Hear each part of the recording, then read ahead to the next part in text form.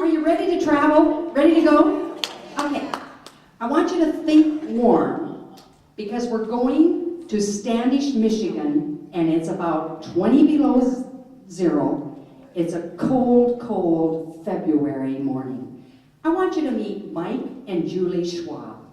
They own a dairy just outside of Standish, Michigan. You know, their day starts at 4 a.m. 4 a.m. they open the door to the milking parlor and they go to work. It's now 7 a.m. and Julie's still working, and Mike has gone to make preparations to leave for a Michigan milk producers meeting. But before he leaves, he opens the door to the milking parlor, pokes his head in and says, "Bye, Julie, see you tonight." And Julie says, "Mike, bet you don't know what today is."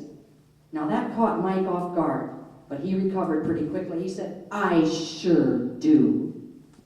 Closed the door, he's driving down the road in his pickup, and do you know what? Nothing. He's got no idea what today is.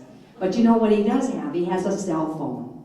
So back at the dairy, Julie's really excited about having a whole day with no interruptions so that she can get her bookwork caught up. But that only lasts till about 10 o'clock in the morning because there's a knock on the door, and she goes to the door, and here's a delivery of a delightful little bouquet of prairie flowers. Now on a cold February morning, that's pretty exciting, but there's no card. She puts it on the table and she goes back to work. At lunchtime, she decides she's just going to grab a bowl of soup, and she's putting the bowl into the dishwasher. Another interruption, and this time it's a delivery of her favorite chocolates.